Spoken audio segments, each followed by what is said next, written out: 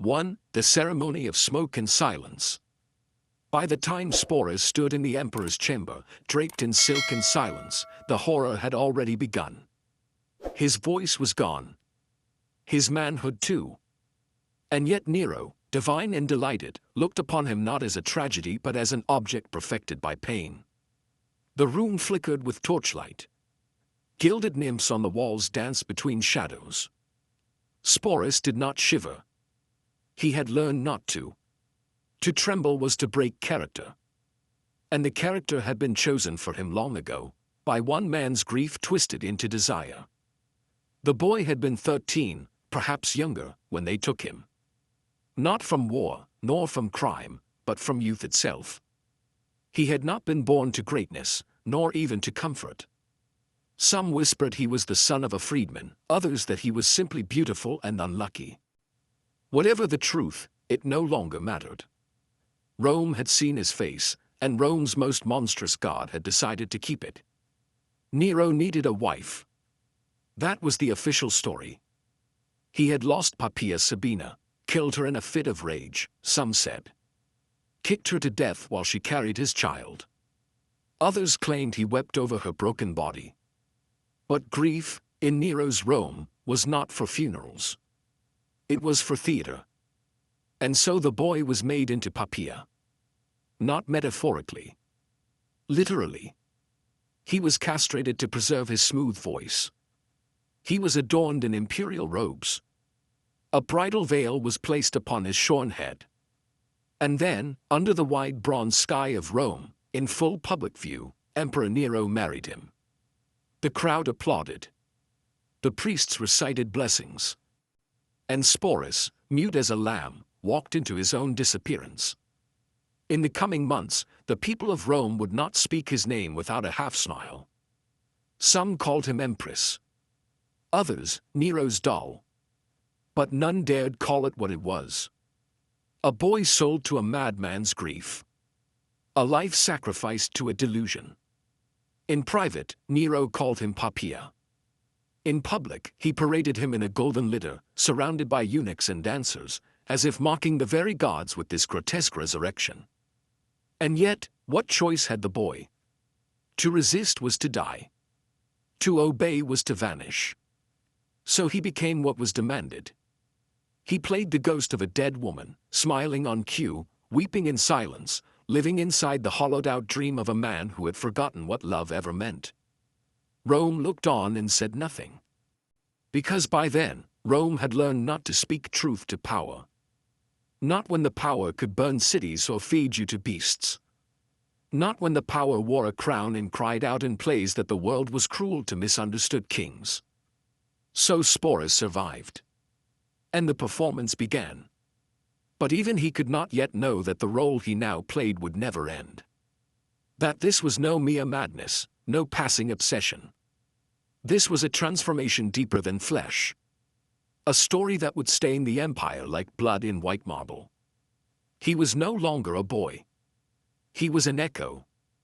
A substitute. A haunting. And Nero was only just beginning. 2. The mirror of a madman. Sporus learned to breathe through the silence. He learned to sleep with open eyes and to smile without teeth. He learned that love, when spoken by emperors, was only another kind of order. And Nero loved him deeply, obsessively, in the same way a collector loves the last surviving relic of a lost world. The palace became his prison. But not a prison of stone. A prison gilded in gold and lined with laughter. There were feasts where Sporus sat beside Nero on a throne of pearls, silent and painted, a ghost draped in Poppaea's favorite perfumes. There were late nights when Nero would cradle him, murmuring lullabies once sung to the empress he had murdered. Sporus did not move. He did not resist. Resistance belonged to the past. He was not Sporus anymore. He was something else. Rome's whispers multiplied. Senators laughed behind walls. Even slaves, in secret, mocked the emperor's living doll. But none dared challenge the performance. For Nero's wrath was legend. He had killed his own mother, Agrippina, the serpent who had raised him like a god and bled him like a calf. He had poisoned his stepbrother Britannicus. He had watched Rome burn and sung songs of Troy while flames devoured the poor. And yet in the quiet, Nero was a child. Broken. Lonely. He would sometimes hold Sporus's face in his hands and ask if the gods had cursed him. If Poppaea's soul now lived in the boy's body.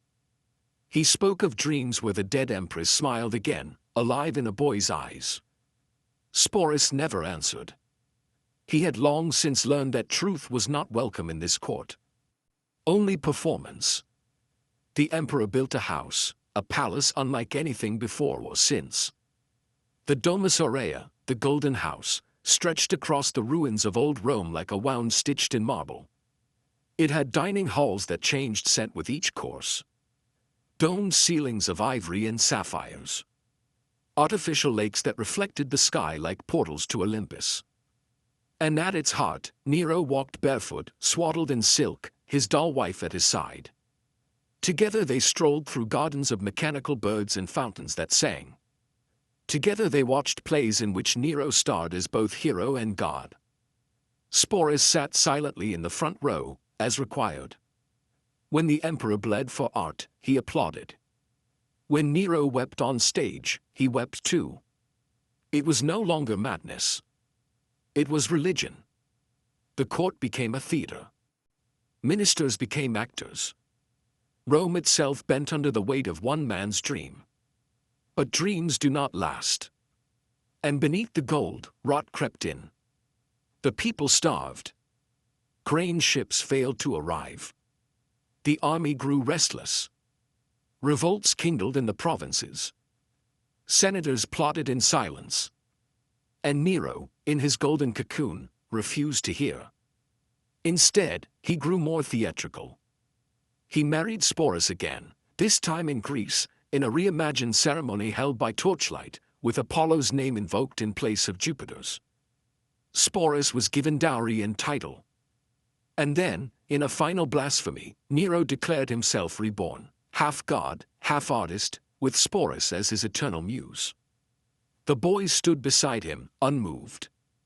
He had no soul left to offer. No voice. No past.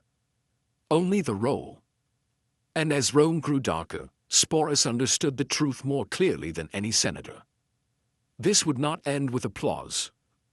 The empire had made its god. And now it would learn what gods demand. Free, the collapse of the masquerade. The end began not with fire or poison, but with silence, sudden and suffocating. Letters stopped arriving. Governors ceased responding. And Nero, once adored and feared, began to notice the gaps in his audience. Senators excused themselves. Generals delayed their visits. The applause, once thunderous, had thinned to a whisper. In the golden corridors of the Domus Aurea, he paced like a ghost. The performers still danced, but their eyes drifted. His courtiers still bowed, but their backs were stiff with calculation. He turned to Sporus more often now, clinging to him with the desperation of a man who had burned every bridge and was now watching the embers cool. Sporus felt it. A shift in the air, like the pause before a blade falls. Nero's questions changed. He no longer asked if Sporus was Poppaea. He asked if he was loyal. If he would stay when others fled. If he believed the rumors, those terrible, traitorous whispers of rebellion in Gaul, betrayal in Hispania, legions turning their backs to Rome's artist emperor. Sporus said nothing. Because to lie would be to betray. But to speak the truth would be fatal. The emperor's eyes darkened. He began to speak to shadows, to statues, to the paintings of old gods that lined his palace walls. He sang less. Slept rarely. At night, Sporus would wake to find him staring at the moon, murmuring verses from his own tragedies. Then came the news that shattered the mask completely. Galba, governor of Hispania, had declared himself emperor. The Senate did not object. The Praetorian Guard, once Nero's shield, joined the revolt. The people who had watched him burn their city now rose with joy to see his name erased from monuments. Nero fled. At first, to the country estates of freedmen. Then, when even they denied him sanctuary, he became a fugitive in his own empire. And Sporus followed. Not as empress, not as ornament, but as the last thread of a delusion unraveling before the world. They moved by night, cloaked and ragged. The once golden god now stank of sweat and fear. He carried no crown. Only a dagger. His eyes darted at every noise. And still, he spoke to Sporus. He said he would go to the east. Raise legions. Reclaim his throne. The gods had not abandoned him, they were only testing him. Apollo would rise. Rome would regret this treachery. But Sporus saw no gods. Only a man, hunted and broken, clinging to a boy he had carved into a dream. They found temporary refuge in the villa of Phaon, a former slave. It was no palace, just a decaying farmhouse on the edge of obscurity. There, surrounded by weeds and silence, Nero finally broke. He asked Sporus to prepare the grave. To dig it himself. He said he could not live without his art, without his empire, without the voice of Rome cheering his name. He asked Sporus to mourn him. To cry as Poppaea might have cried. He asked if he was loved. Sporus, once again, said nothing. There was no script left to follow. No mask. No audience. Only two shadows beneath the Roman sun. And in that silence, the last emperor of the Julio-Claudian line pressed a blade to his own throat. His final words, barely audible, were not prayers or regrets. They were a stage direction. Too late, this is fidelity. And then, with a groan unworthy of tragedy, he died. Sporus did not weep. He only stared. Because what he mourned had died long before. For, the doll without a master. The sun rose over a corpse. Rome had no more gods. Sporus sat beside the body for hours, unmoving. The villa around them had grown deathly still. No servants came. No guards arrived. Even the wind seemed to avoid the fallen emperor. The birds sang, oblivious. When soldiers finally found them, they did not kneel. They did not mourn. They looked upon Nero's bloated form and laughed. The tyrant was gone. The monster had ended himself. And yet one figure beside him stole their gaze, a pale, delicate boy in imperial robes, smeared with earth, his eyes dry and ancient. They did not know what to do with him. He was not wife. Not widow. Not slave. Not free. He was something else. A possession of a man who no longer existed. A mask with no face behind it. So they took him, not as prisoner, but as curiosity. And Rome, always hungry for spectacle, did what it had always done. It found a new stage. Galba, now emperor, had no love for Nero's decadence. He purged the court, executed loyalists, erased memories. The Domus Aurea was sealed. Statues were torn down. But Sporus remained, passed from one political hand to another like a cursed gem. Some whispered that he had power. That he knew secrets.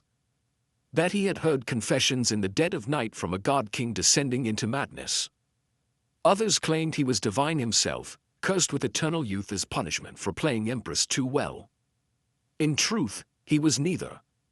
He was just a boy without a name. And yet, still, he was beautiful. Otho, the next emperor, took him in. A strange echo of Nero returned. Otho had once married Poppaea Sabina before Nero stole her. Perhaps he, too, saw in Sporus some lingering shadow of her. He dressed him in silks again. Called him Poppaea. Took him to dinners, sat him beside generals and senators. Rome watched in discomfort as the dead emperor's ghost reappeared beside the throne. Sporus did not resist. He had unlearned resistance. He had learned to endure. But endurance has limits. When Otho fell to Vitellius, the new emperor did not keep the boy for pageantry. He wanted punishment. And so Vitellius devised a performance unlike any before. He ordered a public spectacle, a parody of marriage. Sporus would be married again, this time in the Forum, before all of Rome. But not to an emperor. Not to a noble. To a gladiator. The ceremony would be a joke. A cruel farce. The delicate boy, once Rome's most mysterious ornament, would be given to a brute. The empress turned concubine. The living doll shattered in laughter. Sporus understood what it meant. He had played many roles, ghost, bride, muse, ornament, but he would not be made fool. And so, before the ceremony, he took his own life. Some say he drank poison. Others say he opened his veins. The details do not matter. What matters is that in the end, Sporus chose silence once again, not as performance, but as rebellion. Rome never spoke of him afterward. No statues were raised. No scrolls preserved his story. Only fragments remain. A name. A whisper. A haunting. 5. The face that outlived the empire. Sporus died as he had lived, wordless, unknowable, and alone. No tomb bears his name. No poets mourned him. He vanished into the ash and marble of a city that consumed lives for spectacle and spat out silence in return. But Rome remembered, in its own way. In every whispered jest about a ghost bride. In every senator's sneer when the theater veered too close to truth. In every courtesan who painted their face pale and veiled their sorrow in silk. Sporus had become more than a name. He was a warning carved into myth. A boy reshaped into a symbol, passed between emperors like a cursed object, too beautiful to destroy, too dangerous to free. And in the quiet corners of the empire, in the brothels, the kitchens, the bathhouses, some whispered of him not with scorn, but with a kind of frightened reverence. They said he had endured what no man could. They said he had seen the inside of madness and learned how to wear it like a crown. They said that behind his silence was the scream of an empire falling. Perhaps they were right.